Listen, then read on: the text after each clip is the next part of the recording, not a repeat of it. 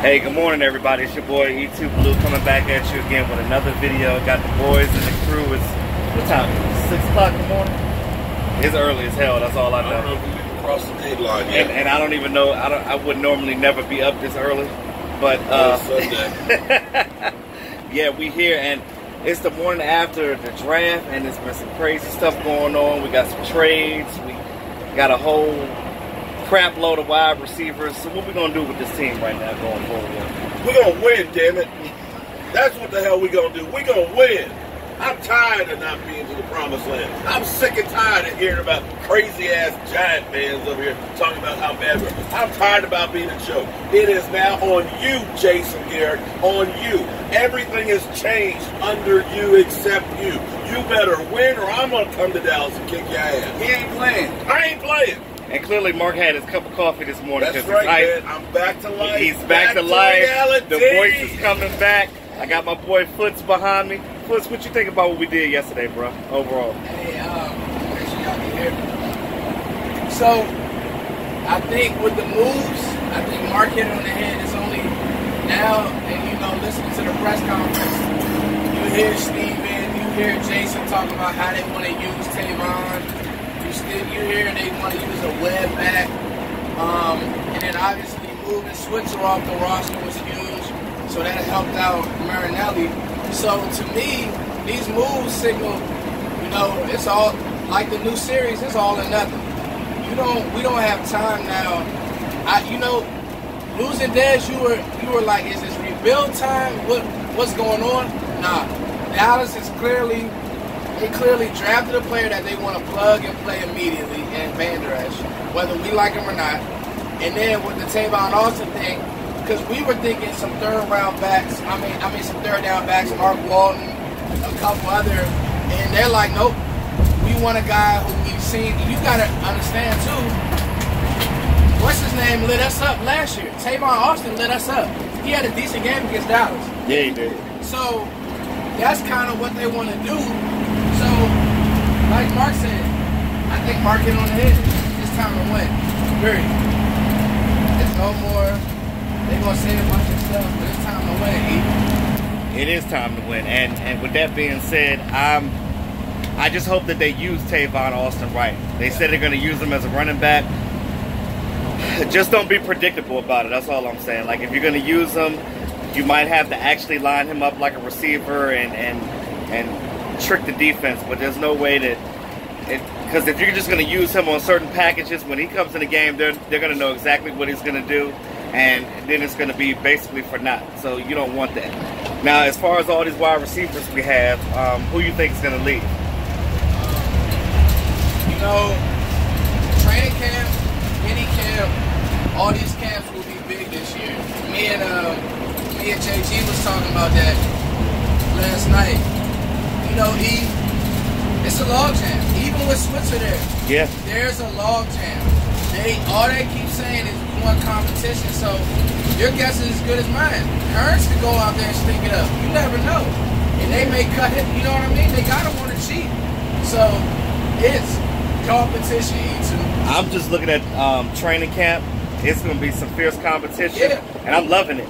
Because what Jason Garrett always kept saying, he was like, we always want to have competition here. And everybody's on their toes right now. Nobody's comfortable right now. And I love that. Can I add something about the wide receiver program? Yeah. Here's what. Let's look back at 2016 with Dak Prescott, okay?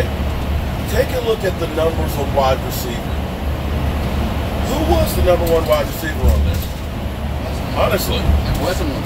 There really wasn't one. There was nobody who was really even close to the top 10 or 20.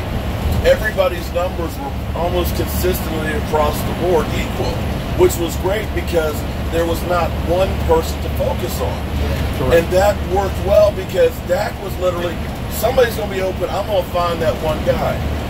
2017 was, we're going to go ahead and use Des Bryant to try and get him the ball in space and stuff. And it backfired on him because Dak is just not that guy. Dak is pinpoint, boom, boom, boom, boom. And I think having this hodgepodge group of wide receivers that all have a little bit different skill sets is actually going to bode well for him because you're going to be able to throw a lot of different stuff. teams are not going to know exactly what you're doing. And in football, sometimes that's half the battle of getting somebody out of position. Right. I went and watched the press conference. I've been trying to catch up because we've been doing so much of our stuff. So you go and watch the press conference, and that was Steven kind of said exactly what Mark said verbatim. So that's a good thing about having all these great minds together. We really don't need it. I haven't seen shit. I've been asleep. Mark, he said that his whole thing was the reason why they got Tavon is because now teams can't stack 8 in the box, and if they do, they have that slow linebacker on the field, and Tavon sneaks out on a wheel route, you're in trouble. Right. So it's about... Yeah, if a team wants to blitz, okay, boom, you get him the chip in the spot where the blitzer came. Hit him the ball, and he's going to do damage. Right. He's a dynamic player like that, so and with our offensive line being back to where it was, see, the Rams' offensive line isn't as good as ours. They play good, but it's not as good as Dallas. So now it's really going to be a pick your poison type deal without the headache of this. I mean, not to be a spoiler, but watching All or Nothing, me and JG, you know, I argued with Mark this whole off season, but Dez Bryant, I love that dude, but you see a different side. Now, the talent is there, but that plays in the quarterback's head. It really does. I mean, it was incredible. Listen, it's incredible. It's incredible. So I've only gotten like 2.5 episodes in, but you can definitely see that. I don't want to spoil it for people, but I would say go ahead and watch that because you're gonna understand a lot of the methods in the madness. Now, I still don't understand why Jason Witten retired the way that he did. That's what we're going to figure out. That's still the mystery. That's what we're going to figure out because I was certainly sure he was the one who wanted Dez out. But I don't think it is. At this point, I kind of changed my perspective on that. And I just got to kind of wait and see. But as far as the roster, I really do love what they've done with the receiver position. We did say we wanted a third down type back. And I actually, when I used to watch Tavon Austin, I would wonder why they didn't line him up in the backfield even more. I do wish that they were a little bit more quiet about what they wanted to do with him right now. Though. Yeah, because I don't understand why they made everything so public. I don't know what advantage you get by saying that. That's the cowboy way, man. Yeah, because... And that's the problem. Because teams already knew he lined up in the backfield a little bit. But now you see you're going to make him a third down back, they can kind of prepare for it right now. You should have never said that. Because there's enough footage of him in the backfield doing stuff, but it is not in our offense, but you still can pick up tendencies and stuff like that. So I kind of wish he would shut up doing stuff like that, but ultimately what I do like what we've done with the receiver corps, you're going to see a lot of guys like, nah, this my rep. Nah, this me.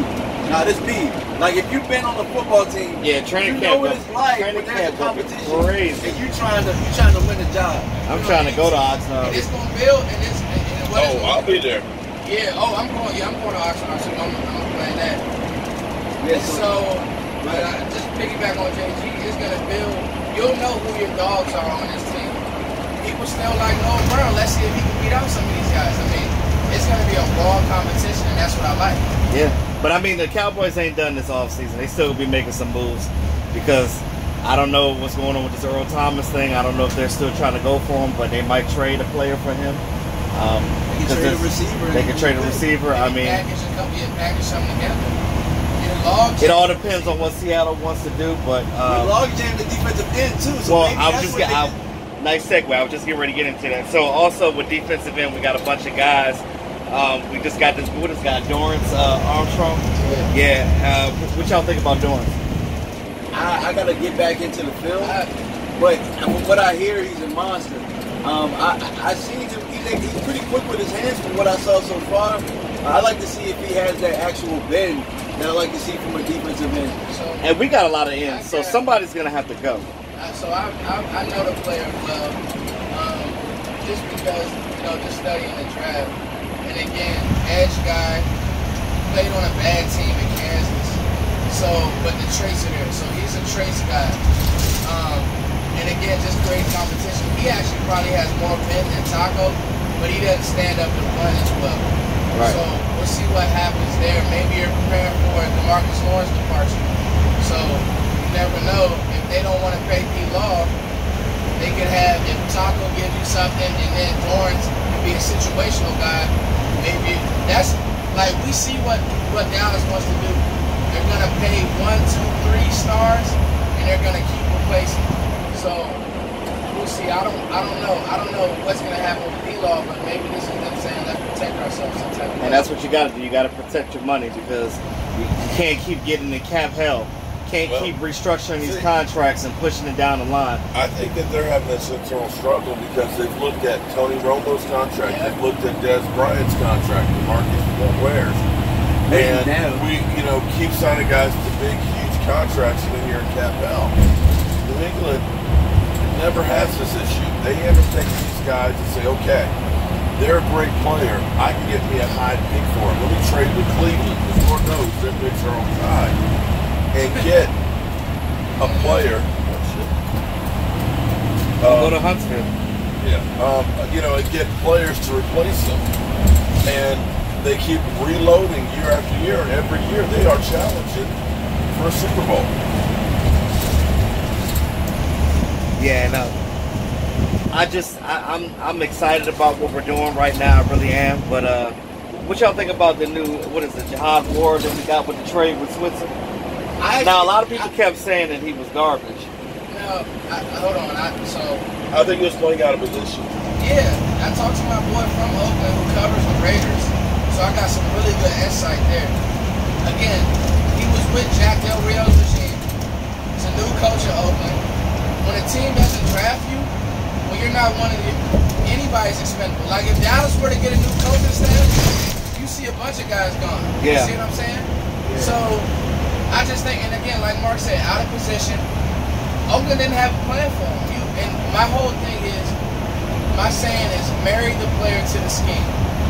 And that's lazy on the scouts, and that's lazy on the coaches if you don't. Yeah, it is. You don't draft a guy and just say, okay, well, go win a job. No, marry a guy to a scheme. You saw his traits in college when he was at Illinois.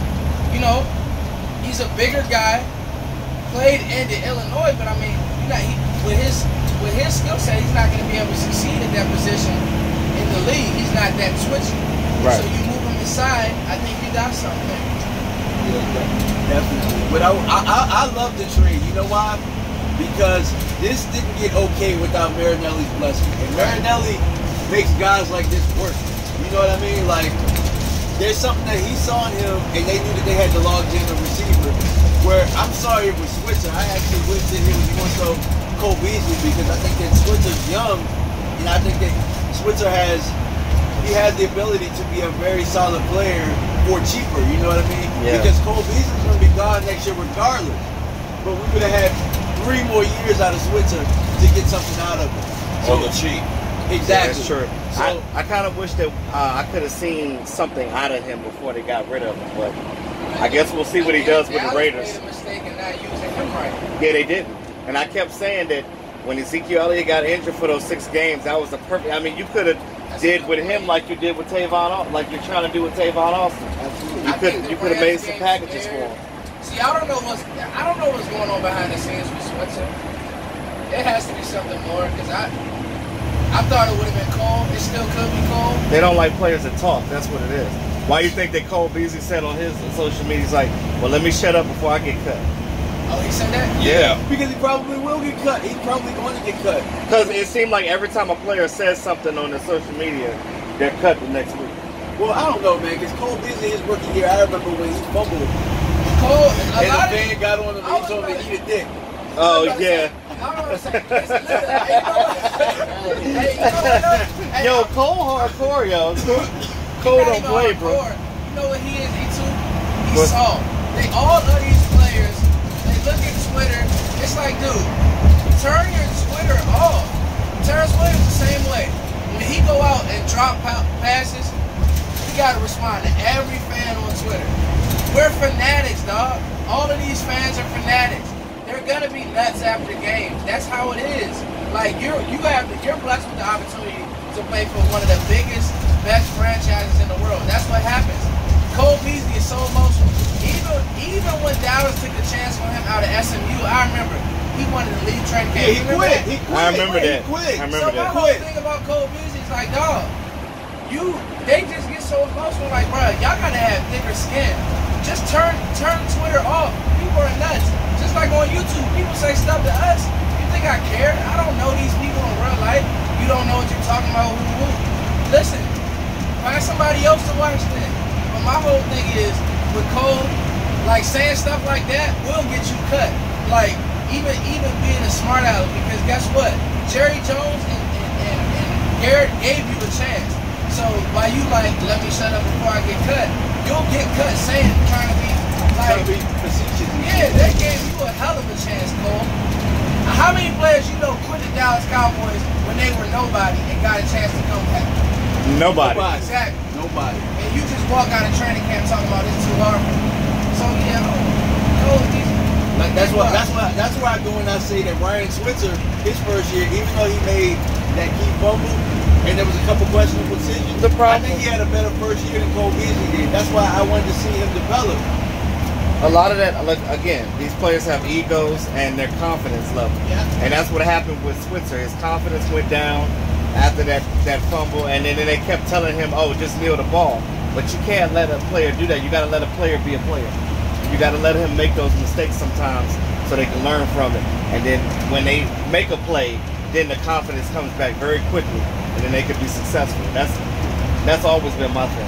Well, my thing is not necessarily kneeling the ball, but on the punt returns, the one thing that I wish that he did a little bit better job of was fair catching. I think that in North Carolina, in college, he got away with that whole, like, making it look like he fair caught it, and then, you know, returning the punt for a touchdown. Yeah, you can't do that in the NFL. Exactly. Like, a lot of the times, he just needed to fair catch it or let it bounce. And against the Rams, it really cost us. That play alone, in my opinion, is why we lost that game. Because we had it in hand. That He gave changed a the free momentum touchdown completely. and momentum right before halftime. And you know we suck at making adjustments at halftime. So you gave them confidence going in. And it probably was from that point on. But I also remember Cole Beasley. Do you guys remember in London when we were playing them and he fumbled the ball? Yeah. So, I mean, it would have been a new offseason, but we're log jammed at receiver anyway. So I guess they found him expendable. And we got some good guys coming in, some good young guys. Well, one thing we can say, this team has a lot of talent on it, and we got a lot to look forward to in OTAs and the rookie camps and training camp in general. So we'll see who stays and see who goes. But hopefully the Cowboys do the right thing and pick the right players on this roster and they get schemed up like we need to, because like I said, we need to make some changes. Like John G said, we need to make adjustments at halftime, and if they just do small things like that, it makes for a better team. And with that being said, this has been Morning Talk, y'all. We'll come back to you soon. It's your boy E2, always keeping it real. Talk to y'all later.